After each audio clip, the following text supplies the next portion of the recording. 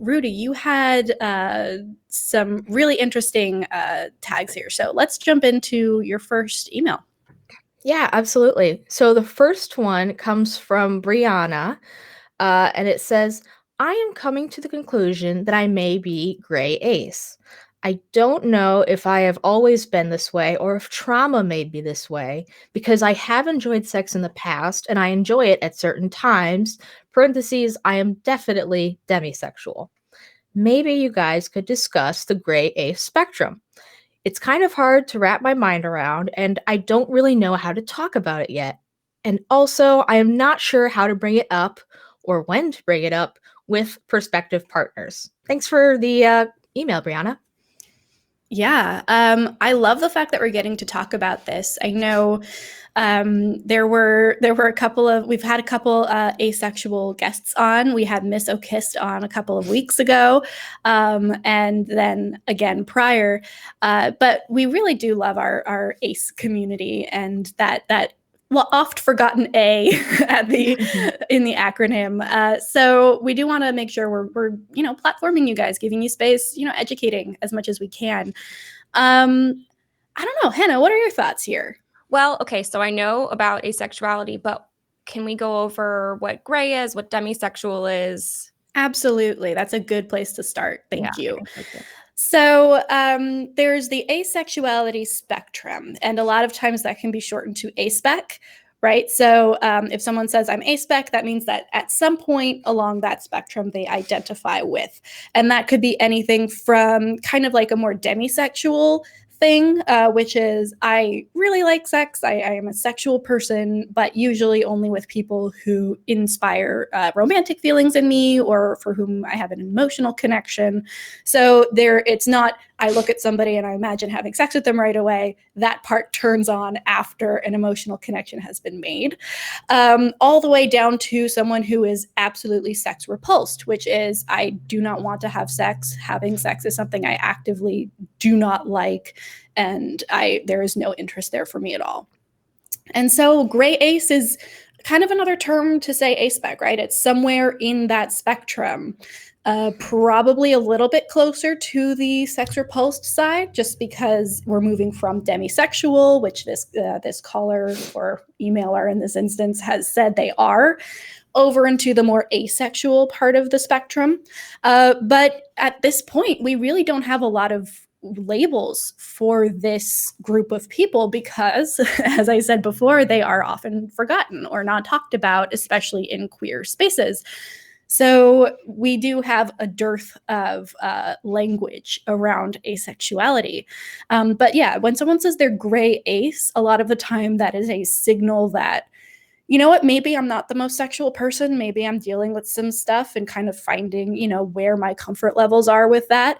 But I'm not sex repulsed. It's not necessarily that sex is off the table, if that makes sense. Amazing. I tried to do some research beforehand, but that was way better for me. Thank you. Oh yeah, for sure. And it always helps to have that kind of launch off point for the audience as well. So thank you for asking for definitions. We love that. Yeah, I don't know. I think for me, and then Hanna, you can feel free to jump in. I would love to first dispel this kind of purity test idea, which is something that comes up quite a lot, which is you can only call yourself ace or gray ace or on that spectrum if it was somehow intrinsic and not a product of experience, and you are 100% mentally healthy and physically healthy and should, quote unquote, should be a sexual being and have, decided against it for whatever reason. And that just makes it so much more difficult to have these conversations because even in Brianna's email, you're seeing, I don't know if I've always been this way or if trauma made me this way. And the implied concern there is, am I really ace, right? Mm-hmm. Can I really use this label for myself? And I just want to preface anything else we talk about with, you can absolutely use that label for yourself. It is descriptive of your preferences for sex. It has nothing to do with where it came from or how long you've been this way.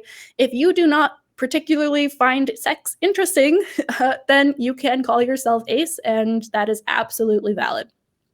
Yeah, that's what I love about learning more about how to identify these different things, because I mean, unless you know beforehand, or you could just have V explain it very wonderfully. Call V if you don't know what these are. But anyway, it's wonderful, because then you can better communicate to a potential partner, this is what I'm interested in, and this is what I value. And if that changes, that's okay. That doesn't mean, oh, I was never ace or anything.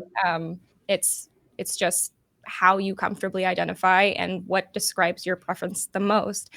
And being able to wrap your mind around how to talk about it. I mean, I think being honest from the get-go is always the best policy. And if people don't know what these terms mean, you can just explain it or call V. Just kidding. But yeah, just being upfront with your intentions and what the expectations are going to be from the beginning is super important. Yeah, and I know that this can also cause some concerns if you've already entered into a relationship with somebody and then they decide, oh, wait, I'm ace. Now we have to sit down and kind of have that conversation, which is something that does happen. And again, exactly as Hanna said, this is not something that is a one-time thing. You figure it out when you're 5 and then that's it for life, right? There can be periods of time where you're ace, maybe more ace than during other periods of time. Sometimes you've been taught your whole life that purity culture is the correct way to view the world and you're not supposed to like sex. And then you realize, oh, wait, no, this is just how I am, but this is not necessarily how everyone else is. Here is a word for that. Rudy, I know you have some experience here, and also we want to make sure that you get a chance to weigh in on this email that you read. So what are your thoughts here? Yeah, so to address the part specifically where Brianna is asking about when to bring this up to a prospective partner, what V was saying about, maybe your partner finds out that they're ace while they're in a relationship with you, that actually happened to me and my partner. My partner identifies as gray ace, and he had never been in a sexual relationship before we got together. So that was him finding out, was like, okay, I've gone my whole life not being super interested in sex. Maybe being in a relationship will magically unlock this.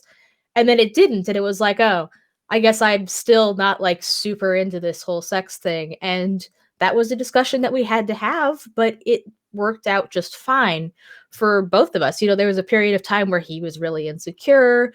And before he actually came out as ace, I was really insecure because I was like, why aren't we having sex that much? Is there something wrong with me? And as soon as he came out as ace, I was like, oh, okay, it's cool. It's cool. This has nothing to do with me. There's no right or wrong answer to when you should bring this up to a prospective partner. I mean, in my personal opinion, but this is just how I feel about it. I'm always like, the sooner the better. Whatever needs to be said, say it right away, because then you're not wasting anybody's time. But realistically, that's something that only you can judge on a case-by-case basis. And to follow up again on something that V was saying, gender identity, sexuality, those are things that might be fluid in some people's lives. In some people's it isn't, but in lots of people's it is. And it doesn't really matter why, but your preferences, your identity, that's all yours, no matter where it came from. So yeah, you're totally valid, Brie. I love that. If I could just add, Brianna saying, I don't know if I've always been this way or if it stems from trauma. Regardless, it's valid. Mm-hmm. Yeah, exactly. And the fact that you can pinpoint it to potentially a traumatic experience might be a good springboard into finding a secular sex therapist to talk about with that. Because if it is from trauma and you do want to, address that and maybe make some changes, that is absolutely something you should do. I highly recommend it. But regardless of whether or not this is something that can be, quote unquote, fixed by going to a therapist, or whether this is just the way you are, as Rudy said, making sure that you're taking it on a case-by-case basis and being honest about it, because otherwise it's going to cause confusion for your partners, right? This is a nice thing for you to do for them too. So if you're like, oh, I don't feel like having sex tonight, and this is why, that will make them, I think, feel a lot better as well. Yeah. Wonderful. Awesome. Thank you, you guys.